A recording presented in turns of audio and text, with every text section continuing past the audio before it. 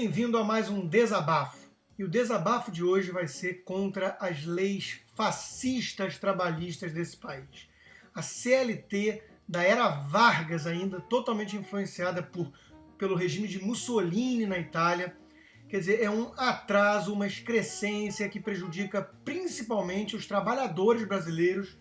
E o Globo trouxe hoje uma matéria de economia justamente sobre isso. Quer dizer, estamos falando de um emaranhado de regras que no total chega a quase 2.500 normas. O encargo trabalhista no país chega a mais de 100% do valor do salário. O que isso quer dizer? Isso quer dizer que se o empregado leva 1.000 por mês, o custo dele para a empresa beira os R$2.000, incluindo tantos benefícios, tantas regalias, tantos direitos que as pessoas chamam, né? As tais conquistas trabalhistas. Isso é muito curioso, isso é mais ou menos análogo ao sujeito que vira e fala: hoje corta a pizza em vez de 8 pedaços em 12 pedaços, porque estou morrendo de fome. Não altera o tamanho da fatia, o que muda é a forma de entregá-la. Isso é que é preciso entender. O salário dos trabalhadores no mercado depende da sua produtividade, depende da oferta e demanda. A única forma que existe sustentável de aumentar salários é o ganho de produtividade, é o investimento em educação, investimento em capital físico e capital humano. Isso é o único jeito que existe para aumentar salário a longo prazo de forma sustentável. Só que vivemos ainda numa era de crenças em alquimia, em coisas desse tipo, como se o governo, numa canetada toda poderosa, pudesse então aumentar o salário efetivamente do trabalhador. Isso vem de um ranço marxista, o conceito de mais-valia, algo como uma soma zero em economia, né? Uma coisa de riqueza estática. E então o capitalista, o empresário, ele explora o trabalhador e parte do seu salário vai para o lucro.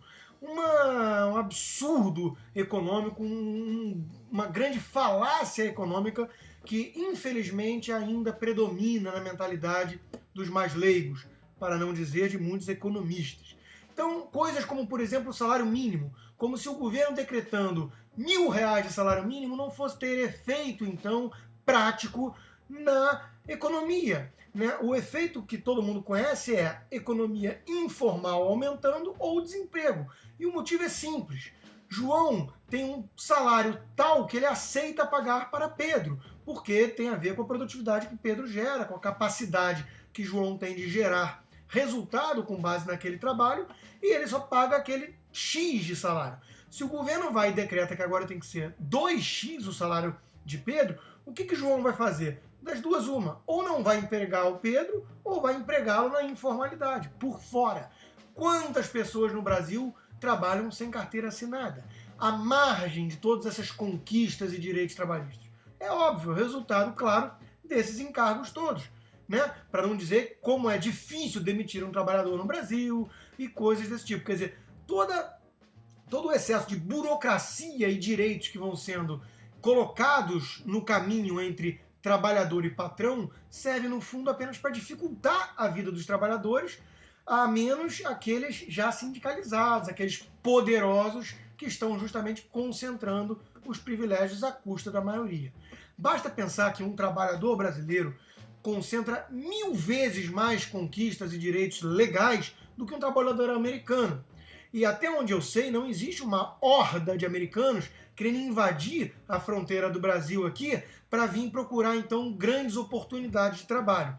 Em compensação, sabemos da quantidade de brasileiros que tentam entrar ilegalmente, que seja nos Estados Unidos, para pegar, então, uma rebarba lá da economia pujante, dos benefícios de mercado oferecido aos trabalhadores.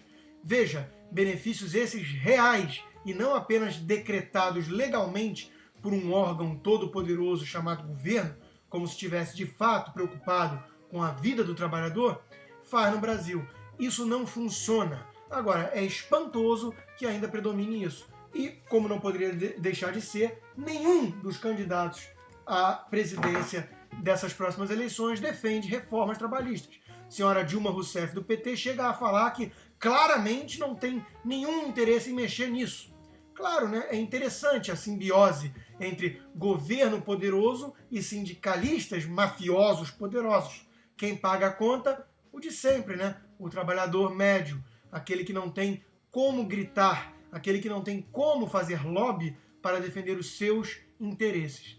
É assim que funciona todo o modelo fascista que caminhou para essa simbiose entre governo, grandes empresas e grandes sindicatos, levou a um modelo de mais miséria, mais informalidade, mais desemprego e mais pobreza para o povo. É isso que nós vivemos no Brasil hoje e, infelizmente, não tem um único candidato com uma bandeira liberal de reformas que desmontem essa excrescência das nossas leis trabalhistas. Era esse o desabafo de hoje.